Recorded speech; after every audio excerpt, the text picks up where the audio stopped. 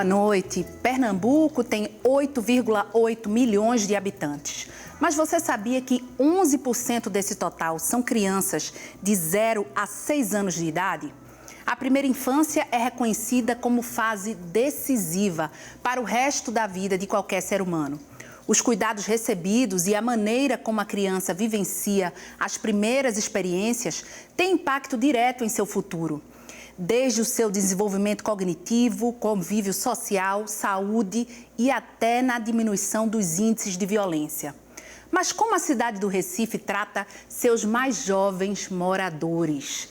Os pais têm recebido assistência médica necessária para cuidar dos seus filhos desde o pré-natal? A cidade oferece creches, segurança e espaços para brincadeiras em todas as suas regiões?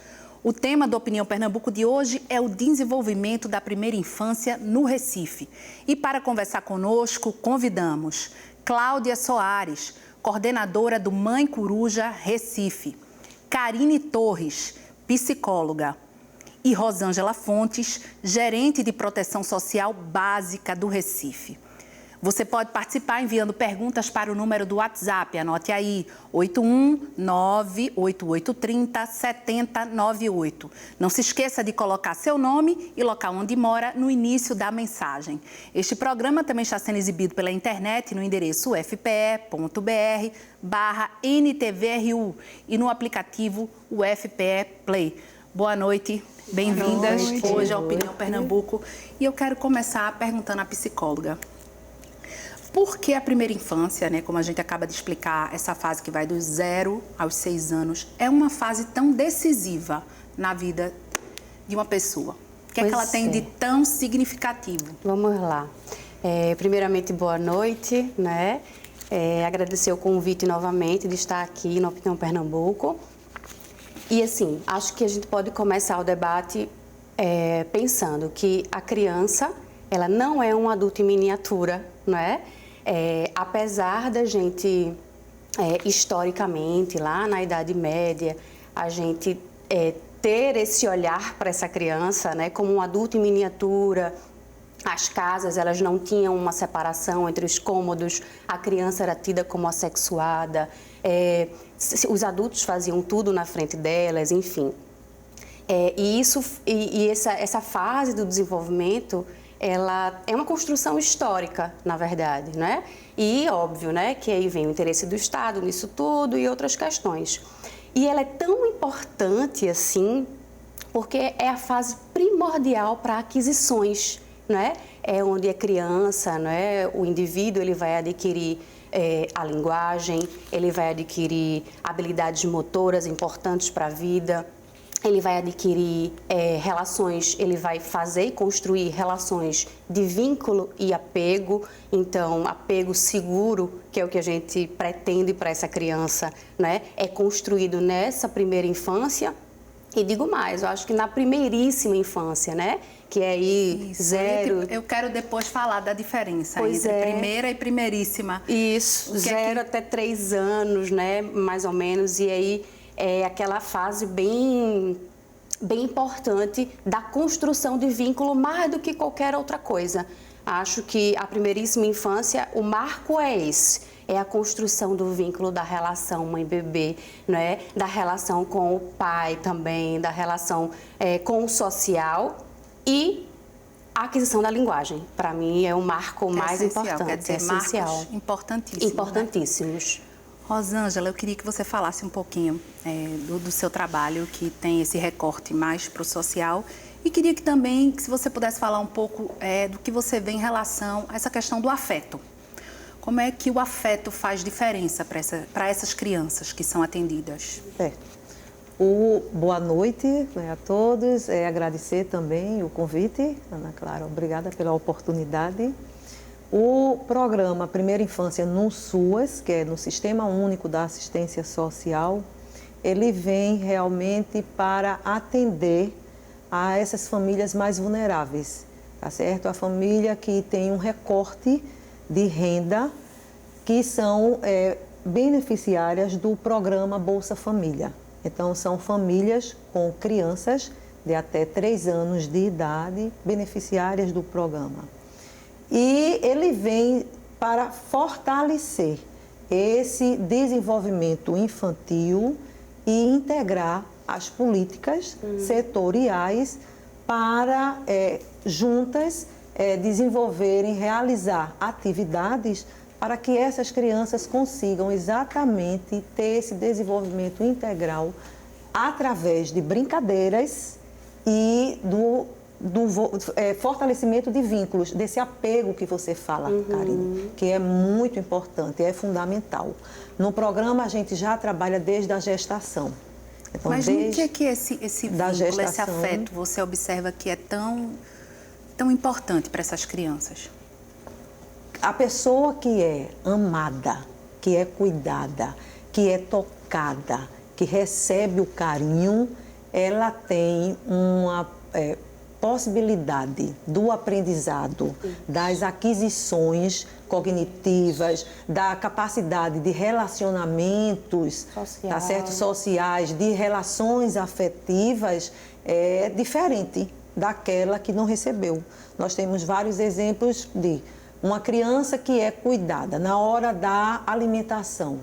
É dada apenas a alimentação a ela e não se faz um momento ali de interação entre o cuidador e aquela criança, aquela troca de comunicação, de olhar nos olhos, de ver que está sendo cuidada, de sentir que tem alguém que é responsável por ela, que dá essa segurança a ela. Então, é esse impacto, é esse ambiente de segurança, possibilitando esse desenvolvimento dessas aquisições, que é o importante, que faz a diferença nesse trabalho da primeira infância que a Prefeitura de Recife vem desenvolvendo. E Cláudia é do Mãe Coruja Recife. Isso. Queria também, assim como Rosângela, que você falasse um pouco como é que funciona, o que é o programa. E queria que você complementasse também o que você observa nessa questão do vínculo lá, Cláudia. Primeiro, boa noite, também. Obrigada pela oportunidade. É sempre um prazer poder falar um pouquinho sobre o que a gente vem trabalhando, o que a Prefeitura do Recife vem fazendo no Mãe Coruja e nos outros programas direcionados para a primeira infância. Então, o Mãe Coruja Recife, ele é um programa que está com 5 anos, é novo, Ele foi baseado no Mãe Coruja Pernambucana, porém ele veio numa perspectiva de um olhar diferenciado, porque Recife, em relação aos indicadores, o coeficiente de mortalidade infantil dele não traria, porque a gente não tem um coeficiente de mortalidade infantil muito elevado, comparado até com o do Estado. Porém, quando a gente pega esse coeficiente e a gente coloca ele em bairros, a gente percebe que a gente tem muitos bairros ainda bastante vulneráveis. Então, a partir daí, em 2014, começou com o primeiro espaço Mãe Coruja. Hoje temos 13 espaços espalhados pela cidade. 13. Então, assim, ele é um programa da gente começa a trabalhar com a gestante. Então, a gente cadastra ela, para ela entrar no programa Mãe Coruja, ela tem que estar gestante, tem que morar num dos bairros de cobertura do programa. Hoje a gente está cobrindo 26 bairros, começamos com 10, em 2014 já estamos com 26 bairros e tem que estar fazendo pré-natal no SUS. Então, a gente cadastra, então a gente acompanha essa mulher durante a gestação, durante o parto e durante o puerpério, e depois começa a acompanhar essa criança, filho dessa gestação, do 0 até ela completar 5 anos, 11 meses e 29 dias.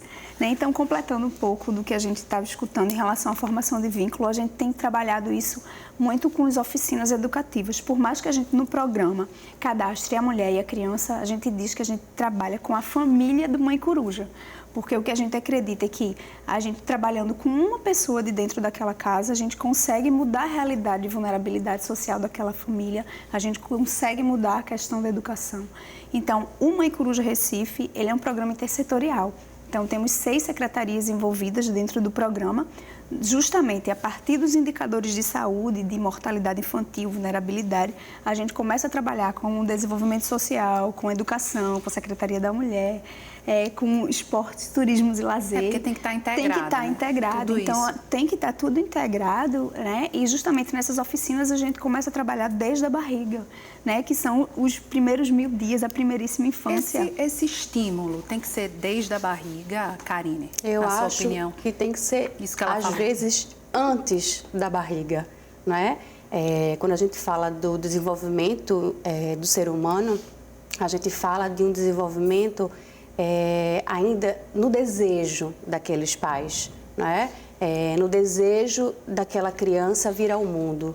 Então, até a falta do desejo é significativa para o desenvolvimento daquele sujeito, não é? Então, é bem por aí. E o trabalho da gente, tanto do Primeira Infância no SUS como do Mãe Coruja, como a gente trabalha com as populações muito vulneráveis, né? Muitas vezes essa não é desejada. Exato. Não é planejada. Então já começa de antes. Já começa de antes, não tem esse desejo, não tem esse planejamento. O quanto isso não marca, né, o desenvolvimento daquele sujeito, né? E aí, o que a gente vem trabalhando justamente é nessa formação do vínculo daquela gravidez que não foi planejada, que não foi desejada.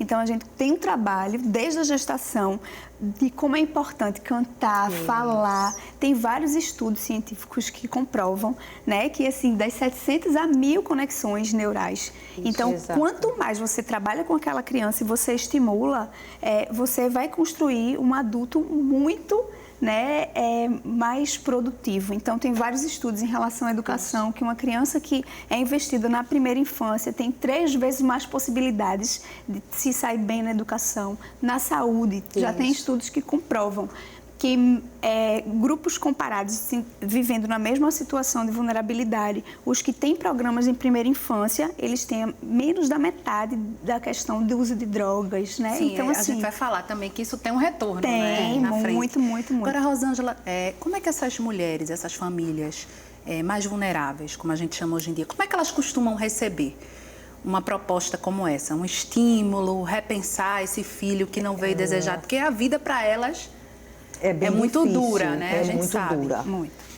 Dentro da assistência social, é muito dura a realidade que a gente encontra dessas famílias, porque são famílias vulneráveis, famílias de pobreza e extrema pobreza, e a gente vai estar trabalhando ali o sentimento, né?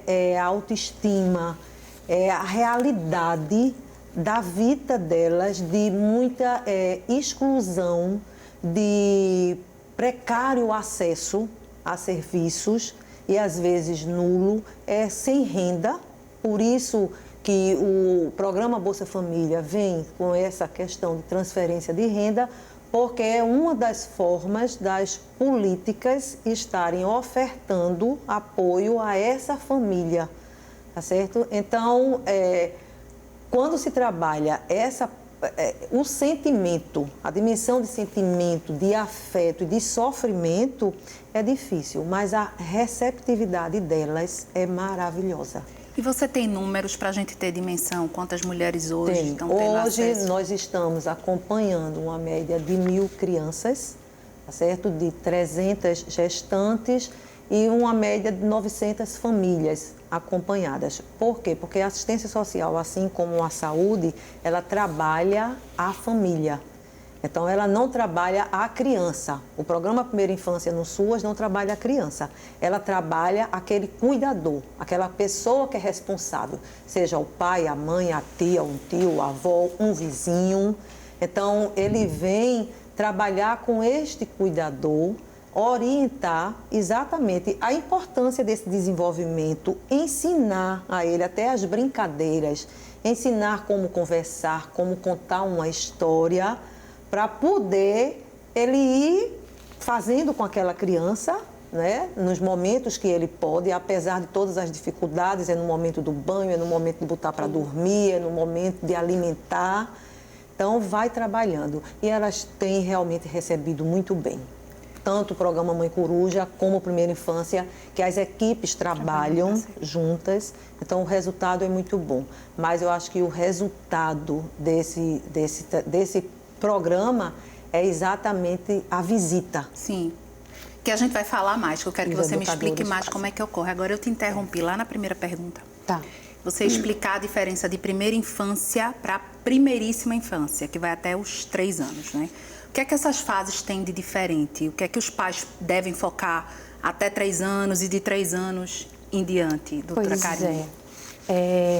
Até como eu já estava, né, já tinha começado a falar um pouco.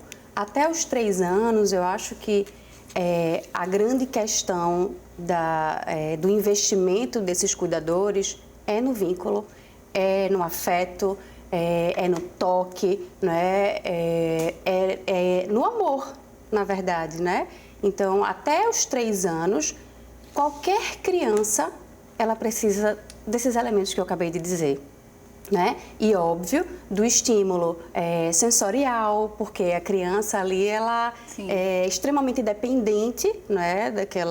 Daqueles cuidadores. Então, o estímulo sensorial, o estímulo motor, não é? E mais dos 3 anos, aliás, dos 2, né? Que já tem entrada na escola, mais adiante, a gente já entra aí com a escola, com uma força maior. Eu costumo dizer que a primeiríssima infância, ela é mais voltada para o afeto, ela é mais voltada para o toque, para o sentimento, sabe?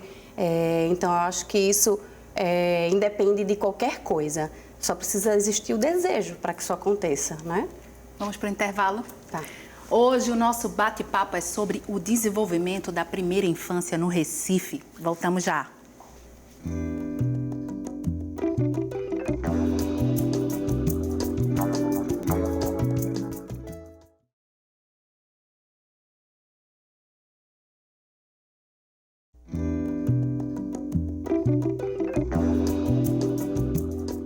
O Opinião Pernambuco está discutindo o desenvolvimento da primeira infância no Recife. Para participar desta conversa, convidamos Cláudia Soares, coordenadora do Mãe Coruja Recife, Karine Torres, psicóloga, e Rosângela Fontes, gerente de proteção social básica do Recife. Você também pode participar enviando suas perguntas por WhatsApp. Anote aí, 819-8830-7098. Não se esqueça de colocar seu nome e local onde reside no início da mensagem. Vamos lá, vamos voltar. Então, Cláudia, eu quero saber o seguinte, você falou aí dos bairros que eram atendidos pelo programa, mas como é que ocorre essa seleção desses bairros? Se você pudesse também citar exemplos e do que é que tem nesses espaços, Claro. Alguém que não conheça, como procurar. O programa Mãe Coruja Recife, ele é baseado em evidências, né? Então, a partir das evidências de estudo epidemiológico, de vulnerabilidade social, que foram definidos quais seriam os bairros que iam ser implantados, né, os espaços, como, por exemplo, eu tinha citado, mortalidade infantil, mortalidade materna.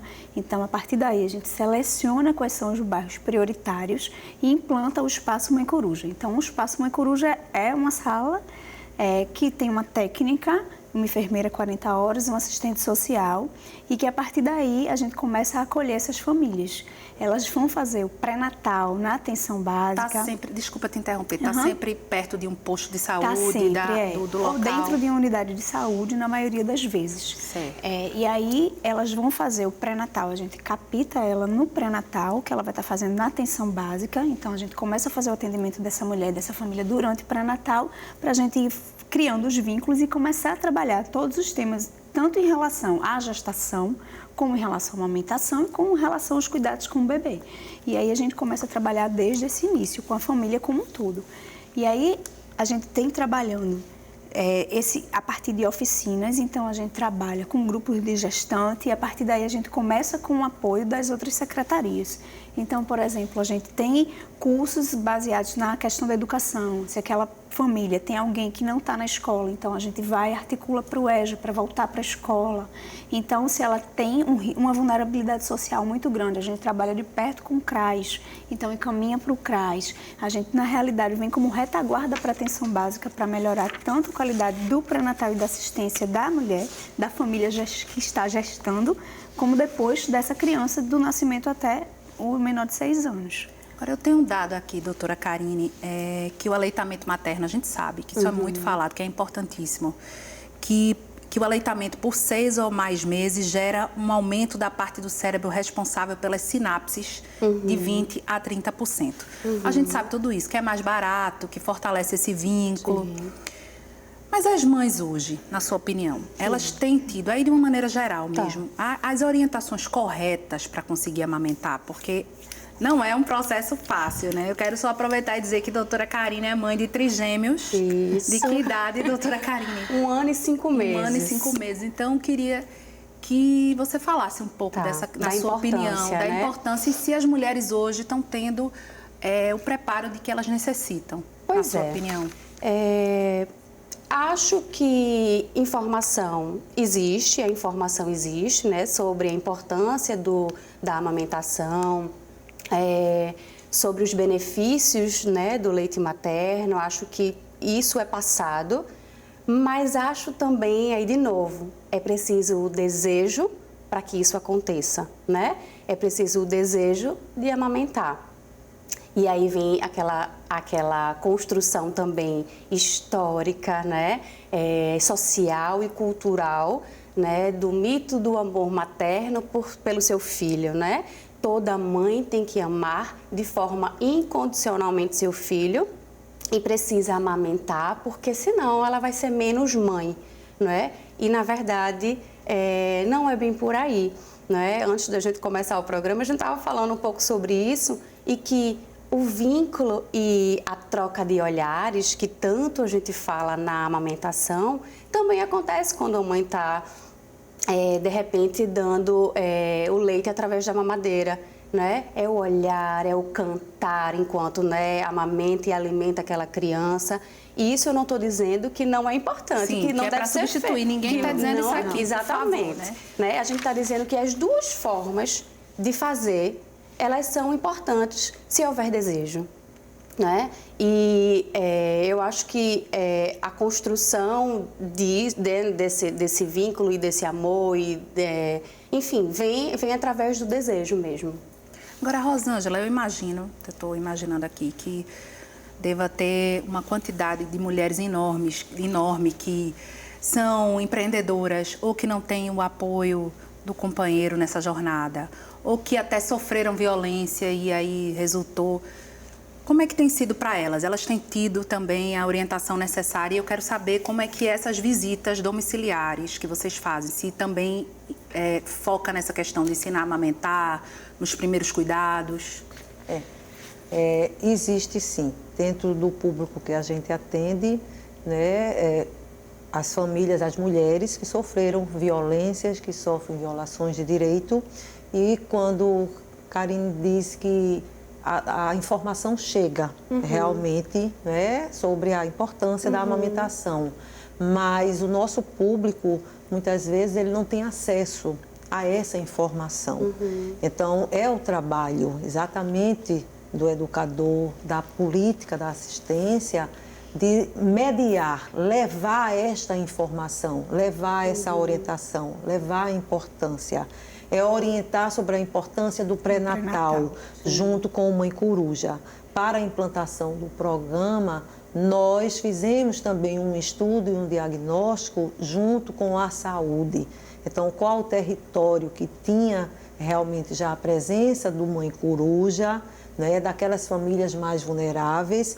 E dentro da assistência social, nós temos o que Cláudia trouxe, que são os CRAs, os Centros de Referência da Assistência Social, que é a unidade pública estatal responsável, tá certo, de organizar a oferta da política, tá certo, dentro da proteção básica. Então, é ele que organiza no território. E dentro do território nós temos também os CREAs, que são os Centros Especializados de Atenção também a essas famílias, que são as famílias exatamente que sofrem violências e violações de direitos. Então elas têm direito também a atendimento psicológico, porque eu imagino que essas mulheres têm. A equipe é composta de assistentes sociais, psicólogos, pedagogas, dos CREAs tem advogado, então não é um atendimento clínico, não é um acompanhamento psicoterápico, é uma escuta qualificada, tá certo? Daquela demanda, do que aquela família vem trazendo de necessidades básicas, e aí é feito toda uma orientação, tá certo? E ela começa a ter conhecimento do que ela tem direito. E aí ela consegue, de fato, realmente dar uma atenção melhor àquela criança, daquela família que está sob a responsabilidade da família, que precisa realmente de uma atenção, de um estímulo, né, para se desenvolver realmente assim saudável. E falando em saudável, na saúde, o Ministério da Saúde preconiza pelo menos 6 atendimentos médicos antes do parto. De pré-natal. Do pré-natal, né? Isso. As mulheres recifenses hoje estão tendo acesso a isso, Cláudia? Elas conseguem fazer esse número mínimo de consultas? Consegue, sim. Hoje, como eu falei, a gente faz essa retaguarda enquanto mãe coruja, né? A prefeitura faz essa retaguarda para as equipes de atenção básica. Então, hoje na cidade tem 277 equipes de saúde da família, onde tem o pré-natal de risco habitual. No caso da mulher ser uma gestação de alto risco, ela vai ser encaminhada para o pré-natal de alto risco para ser acompanhada. E é nesse momento de pré-natal que ela vai fazer os exames de laboratório, que vai fazer ultrassom, vai fazer todo o acompanhamento e também vai começar a trabalhar com os grupos, que aí é no momento de grupo que a gente começa a trazer essa informação do carinho na barriga, da formação do vínculo, treinamento. Ensina a posição de amamentar, né? Até como Karine disse, amamentar é super importante, mas a gente precisa ser treinado, né? O bebê que está nascendo ali, ele está aprendendo a amamentar e a mulher está aprendendo, né? Ele vai aprender a mamar e a mãe vai aprender a amamentar. Então, assim, a gente precisa de todo um apoio, e não só da mulher que vai amamentar, mas da família. Então, é importante a gente entender qual é a lógica que aquela família funciona, quem vai ser a rede de apoio daquela mulher no momento da amamentação. Então, ela precisa ter além do desejo, todo um apoio. Isso. Porque é um momento delicado, porque ela vai precisar de ter aquele momento de tranquilidade para amamentar aquele filho, né? Então, alguém que chegue e traga água. E é uma mudança total da vida. Repentina de tudo. E a gente vem trabalhando muito, por exemplo, no Mãe Coruja, a gente estimula ela a trazer quem é essa rede dela de apoio, até que chegue para lavar louça, para lavar roupa. Então, quem vai fazer aquilo na casa, por enquanto que ela vai estar naquele momento de amamentação? Enquanto ela amamenta, né? E o companheiro, ele Agora, hoje no né? Recife, as famílias mais vulneráveis também tendem a ser mais numerosas, né? Sim. Hoje acaba que muitos irmãos mais velhos ficam meio pai, mãe, babá. Isso acontece muito, Rosângela? Acontece. E exatamente dentro da assistência a gente trabalha a família como um todo, porque uma criança, ela faz parte de uma família. E naquela família, por conta das vulnerabilidades, o irmão mais velho passa a tomar conta enquanto a mãe faz as atividades de casa. E o programa Primeira Infância no SUAS, ele trabalha exatamente todos os componentes da família. Ele não exclui aquela criança, aquele irmão mais velho, no momento que está lá na visita dos educadores. Ele faz parte também, porque ele está vivenciando. Quando nasce uma criança, também muda toda a rotina de uma família. A gente estava, inclusive, comentando de um caso, que a gente precisa de uma intersetorialidade. Então, a gente estava comentando de um caso de uma usuária nossa do Mãe Coruja, que a gente foi acionado pelo Núcleo de Desenvolvimento Infantil, que ela estava faltando, que é o NDI, que é justamente para trabalhar com as crianças que têm deficiência, que ela estava faltando. Quando a gente começou a conversar, era uma mãe de trigêmeos, que tinha 5 filhos. Então, dos 5, tinha um adolescente de 13 anos que não tinha deficiência, tinha um com 7 anos que tinha autismo e os trigêmeos com síndrome congênita do Zika vírus. Né? Então, ela não tinha nem braço para poder levar o filho até lá. E aí começou toda uma mobilização, né? Junto àquela família, ela vivia com 200 e poucos reais do Bolsa. E aí começou toda a mobilização, a gente conseguiu encaminhar, junto com o CRAS, essa família para fazer todos os laudos. Então, ela agora recebe os 2 BPCs, porque tem a quantidade de per capita aí por causa dos deficientes que ela tem da criança, na família. E aí, depois desse movimento, a gente continuou conversando, começou a trabalhar com a educação. Então, hoje as crianças estão na creche. Né? Então, a gente tem uma família onde as crianças estão na creche, estão fazendo as terapias necessárias e ela chega no espaço e a gente fica muito feliz, a gente estava comentando isso, que ela chega no espaço feliz, maquiada, né? E a técnica do espaço até pergunta, você quer ajuda? Ela disse, não, eu vou no Compaz escrever os mais velhos que estavam lá nos esportes. Né? E assim, eu costumava muito dizer que eu me preocupava muito, era com um adolescente de 13 anos também, porque ele meio que virou o pai. Então, ele ficava guardando os documentos com o maior cuidado, né? E isso, assim, é muito legal quando a gente trabalha. Para você, porque 13 anos, mas aí uma criança, de repente, cuidando de outra criança, que prejuízo ela pode ter? 13 anos a gente já tem aí e nem, a gente tem, nem merece toda essa responsabilidade e nem pode ter essa responsabilidade. Mas imagina aí uma criança de 9 cuidando de um irmão de 3, que passa o dia inteiro com aquele irmão E, assim, cuidados, né, de alimentação, de banho, de tudo, né? Então, assim, repercussões psicológicas que isso também não trazem, né, para a vida desse irmão mais velho, né? E, de fato, quando nasce uma criança, mexe em toda a dinâmica da família, né? A gente pensa numa família sistêmica, então todos os membros eles são afetados de alguma forma. E aí pensar também nessa criança, que ela não é cuidadora, ela é criança, exatamente. Ela precisa brincar, ela precisa ter suas atividades de ir para a escola, então isso também é problemático. Isso também deve ser levado em consideração, né? Por que o lúdico é tão importante, doutora Karine? Por que o lúdico tem que estar presente na vida de crianças? É nele que a criança, e não só a criança, o adulto, né? Eu acho que todo adulto, a criança que existe na gente não deve morrer. E é nele que a criança ela vai exteriorizar né, aquilo que ela traz dentro de si, não é? É através da brincadeira que a criança ela vai trazer a representação do mundo, do simbólico. Então, quando a criança ela de repente pega um cabo de vassoura e diz que é um cavalinho, diz que é sei lá, é uma nave espacial, isso é o legal da brincadeira, né? Da brincadeira do lúdico, né? É fazer a representação, é trabalhar com o simbólico, né? Eu acho que a criança ela não deve ser privada de jeito nenhum disso, né? Isso é importante para o desenvolvimento humano também. Vamos fazer mais um intervalo. A gente volta em poucos minutos, hoje com o tema Desenvolvimento da Primeira Infância no Recife.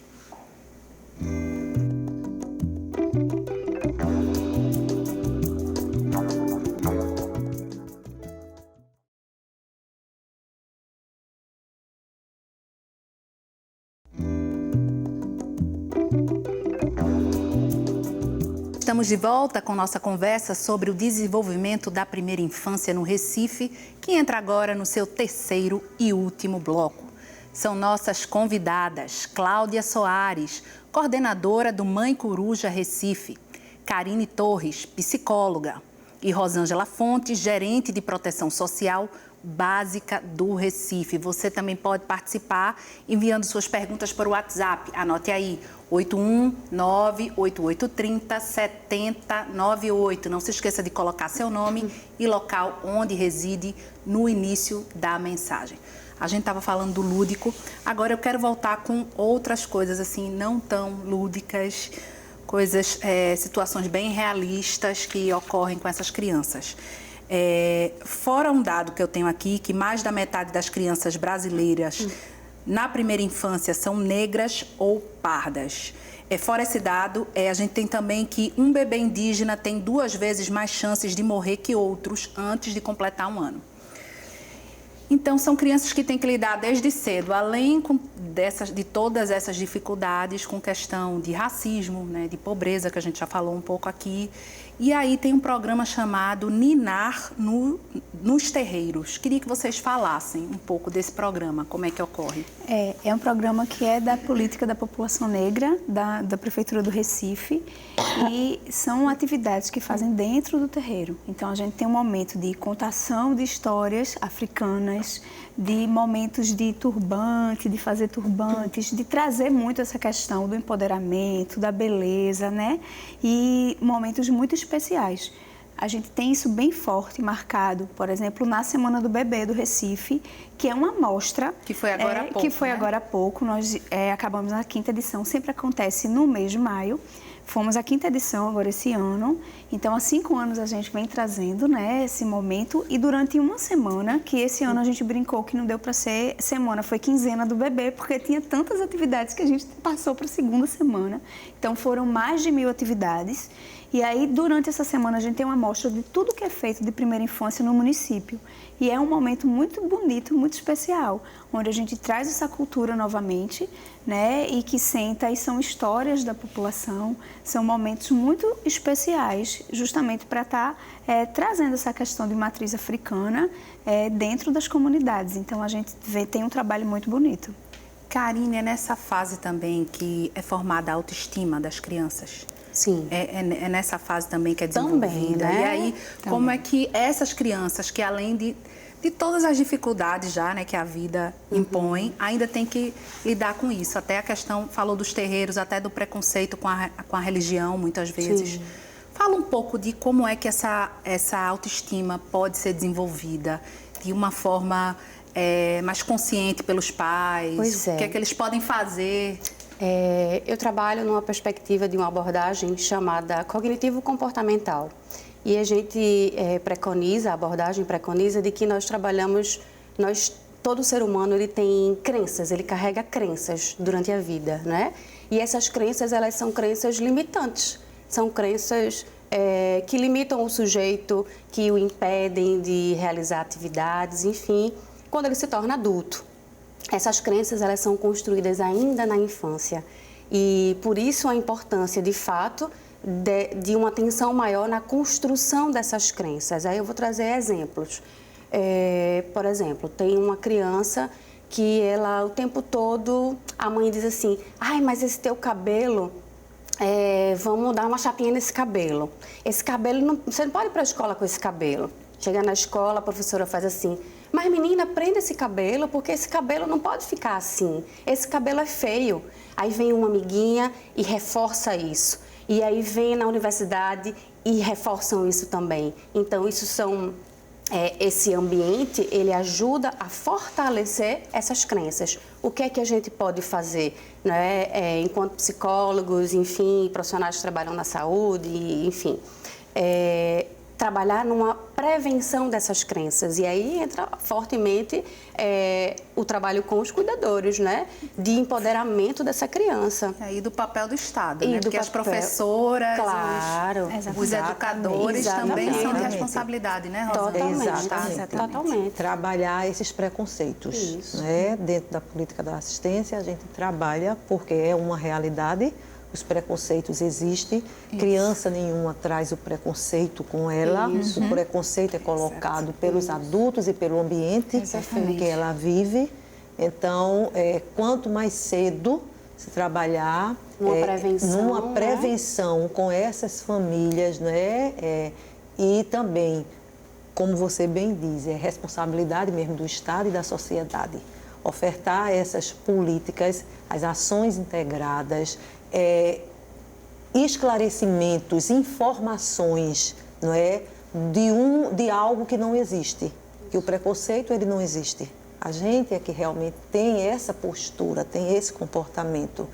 Então, eu acho que é papel das políticas mesmo, é levar para as salas de aula, para as rodas de conversa, para as oficinas, para todos os equipamentos públicos. Dentro da assistência é trabalhado fortemente toda a questão de preconceito, porque a gente trabalha realmente com todos os cortes. A assistência social, a Secretaria de Direitos Humanos, a de Juventude, a de Políticas sobre Drogas, porque quando a gente fala em preconceito, a gente fala em preconceito, não é? Em diversos setores. Então, não é só uma política. E aí eu acho que tanto o Primeira Infância como Mãe Coruja, ele vem para fortalecer, integrar todas essas políticas, tá certo? E mediar esse acesso a essas famílias que são responsáveis por essas crianças que estão na primeira infância. E já virou lei, porque em 2016 a gente teve o marco legal da primeira infância. Exato. Mas a gente sabe que, como a gente falou no início, né, ainda há muita reclamação que faltam creches, faltam equipamentos públicos, parques, enfim, que tem que passar por todas as secretarias. Essa questão também da mobilidade, como é que vai oferecer lazer e levar os filhos para a escola, se a gente tem um sistema de transporte, enfim, ainda deficitário, a gente sabe que sim. Então, há uma perspectiva, vocês trabalham com a perspectiva lá na prefeitura de que tem um prazo, a gente pode contar com a data de que a gente vai ver uma melhora realmente substancial, porque vocês estão... Mas tem que ser do todo, né, Cláudia? Em 2018, teve assinatura, um momento muito importante. No iniciozinho de 2018, teve uma reunião em que o prefeito convocou todas as secretarias e, para mim, foi um momento bem especial, que ele disse que se tivesse R$1, era para ser investido na primeira infância. Né? E isso é uma decisão muito importante, porque você só vai investir agora e você vai colher lá na frente. Né? Então, assim, é uma decisão política muito importante. E, a partir daí, foi até uma coisa que eu já tinha comentado um pouco antes, que as outras secretarias começaram a se mobilizar, mais ainda em relação à primeira infância. Então, além da Secretaria de Desenvolvimento Social, de Saúde, que a gente já tinha esse mote, a gente incrementou mais ainda as ações em relação ao desenvolvimento infantil, mas hoje a gente vê, por exemplo, a Secretaria de Segurança com os compais, a gente tem natação, por exemplo, a partir de 1 aninho de idade, né? Então, tem um olhar para isso. Tem hidroginástica para gestante, então é pensando naquela criança e naquela família. Então tem futebol a partir de 3 anos, tem balé a partir de 3 anos, né? E a gente tem trabalhado muito essa questão toda. Tem os momentos de contação de história, essa questão de mobilidade, a gente tem... tem que estar tudo englobado. Então, assim, é outro projeto que é o Urban 95, que é justamente, não é 95 do ano, mas se a gente tem uma cidade que é adequada para uma criança de 95 centímetros, que é mais ou menos uma criança de 3 anos, ela é adequada para qualquer pessoa. Então, o marco legal da primeira infância foi justamente com isso. É o objetivo de a gente pensar em políticas públicas específicas para aquela população que está, família que está gestante, que é a família gestante, não só a mulher, e as crianças de 0 a 6 anos.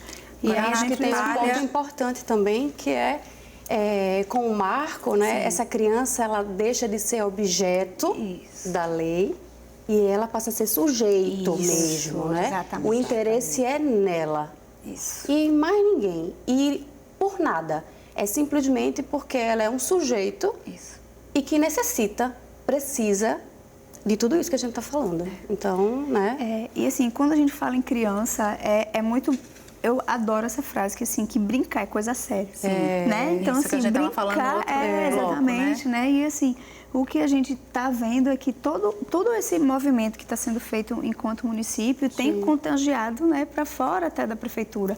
A prova é que na Semana do Bebê a gente teve mais de 1000 ações e a gente teve muita parceria fora a prefeitura e foi uma semana muito bonita, né?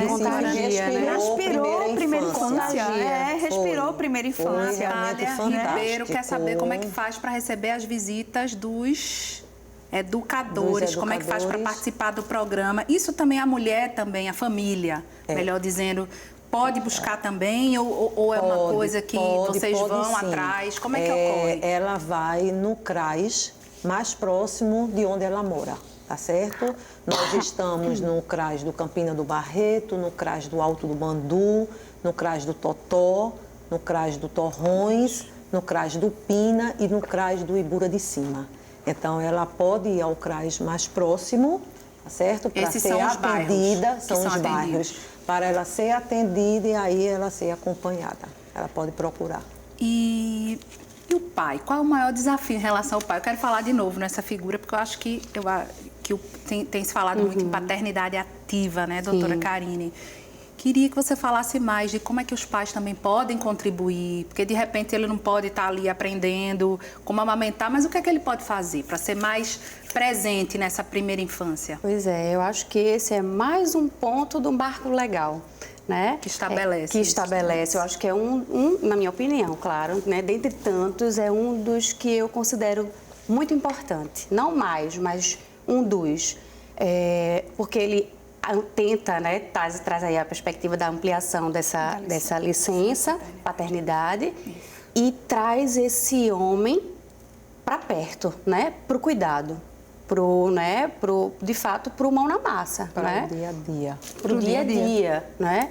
E isso, para além, né, de trazer ele para o cuidado, isso mobiliza algo cultural, né? Isso faz a gente pensar e refletir sobre masculinidade, né? Sobre padrões, sobre papéis, né? Que os homens estabelecem, que as mulheres também, e que às vezes as mulheres acabam monopolizando o cuidado com aqueles filhos por não entender a importância daquela figura. E quando a gente fala assim, a importância do pai, não é pai, o homem em si também, né? Quando a gente fala assim, mais dos cuidados com a criança, é o papel, né?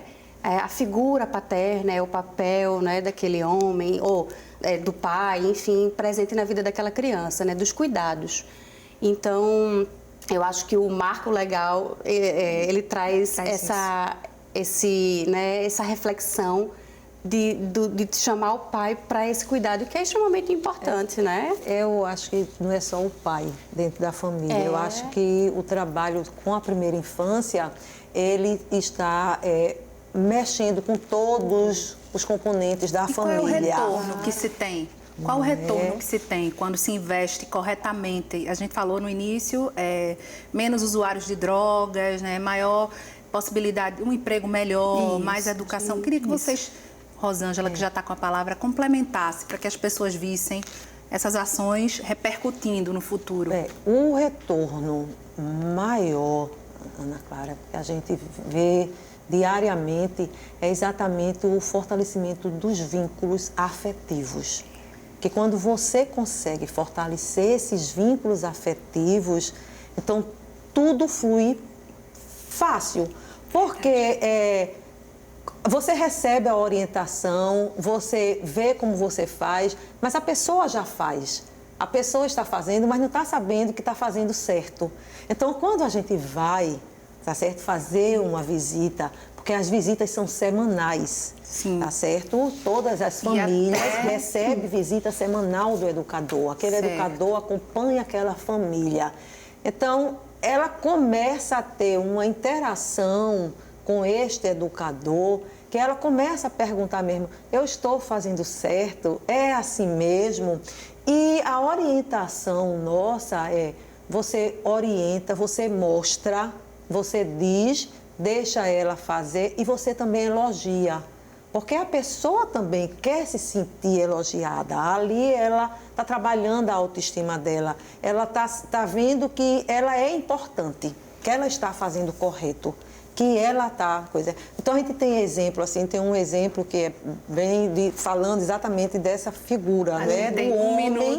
Do homem na família. Sim. E toda vez que chegava um visitador, ele estava lá com o fone, não queria saber. E de repente ele começou a ver o movimento e a mudança, ele deixou de ter e pediu para participar. Então isso é que é importante. A família começa de fato a participar e todos a assumirem a responsabilidade, tá certo? E apoiar, não é, aquele cuidador, aquela gestante no cuidado com essa criança. Então vale a pena investir na primeira infância. Vale a pena demais. Pra gente ver o retorno. Ver o retorno, sim. Muito obrigada pela presença de vocês aqui hoje com a gente no Opinião. Obrigada. O programa de hoje fica por aqui. Até o nosso próximo encontro.